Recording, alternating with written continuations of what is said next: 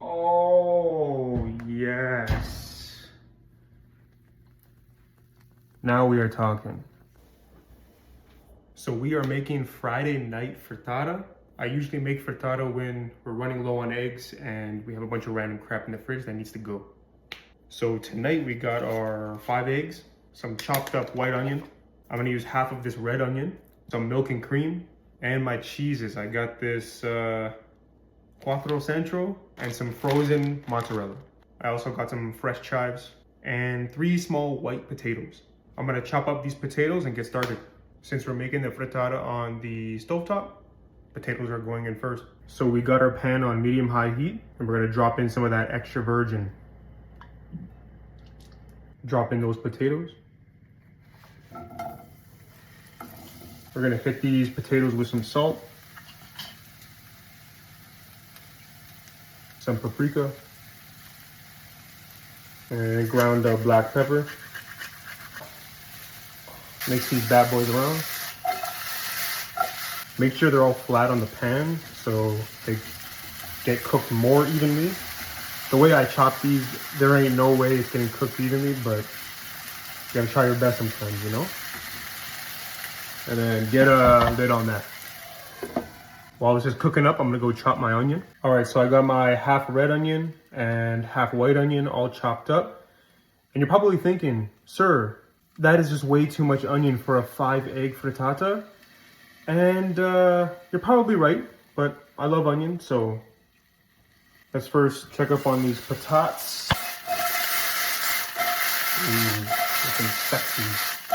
I don't think they're fully cooked just yet, but let's just try one, shall we?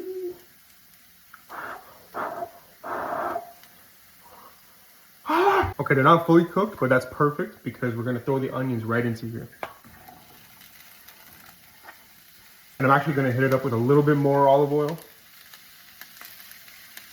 because I'm actually addicted. We're gonna let these onions cook for a few minutes on medium heat. In the meantime, let's go get those eggs ready. So we got our 5 eggs, and what we're actually gonna do is add some 2% milk and some whipping cream. I'm hoping that the fat in this cream helps out with the absence of egg.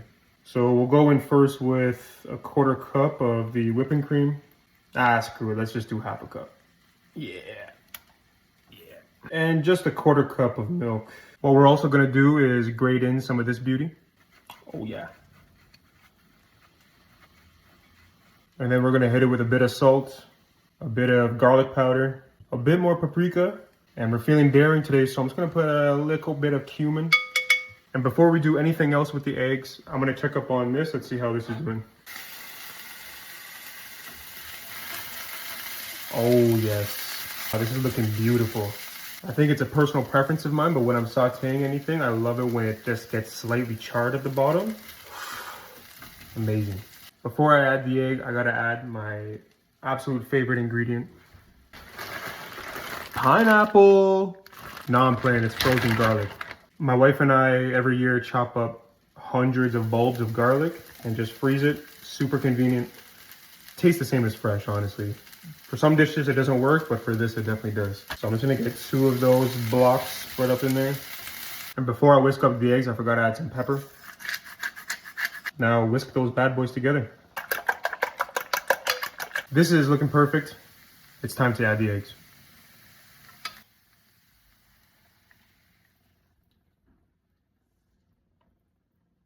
So since we're cooking the frittata on the stovetop, we're gonna lower the heat a bit and we're just gonna make sure everything is evened out before plopping the lid back on.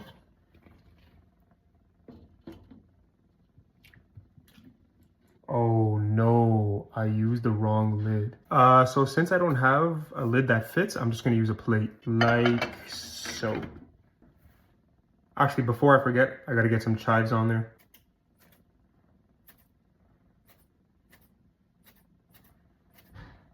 What's more relaxing than chopping chives? Get that plate back on there and then pray. All right, so things are looking great so far. I got the edges nice and cooked and the middle is still a little jiggly.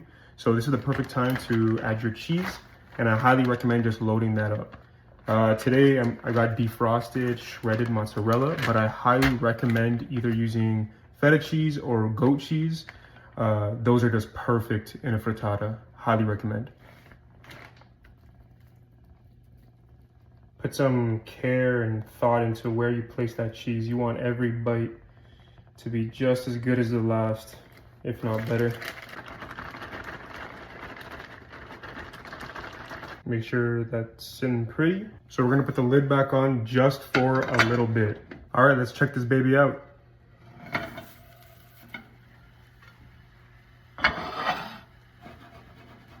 Oh yeah, that's perfect. Because the next step is actually chucking this thing right into the broiler. See how it's like a little bit wet on top? That's perfect, watch. You do not want to overcook your frittata. When you take it off the stove or out of the oven, you're gonna want it slightly undercooked, just very slightly, because the residual heat is then gonna cook it perfectly through. When you're putting cheese on top, that's what you kind of want to worry about. You want the cheese cooked how you like it. I like the edges slightly crispy, so that's why I'm gonna chuck it right into the broiler. All right, let's go check out how our baby looks.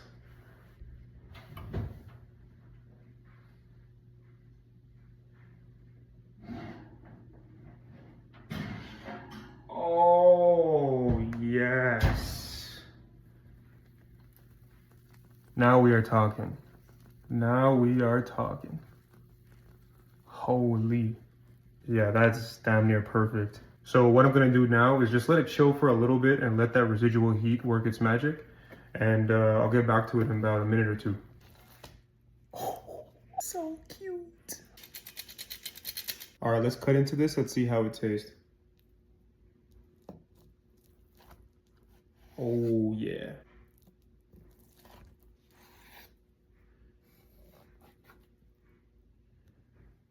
Oh, yeah. Oh, that's perfect. Let's get that center. Yep.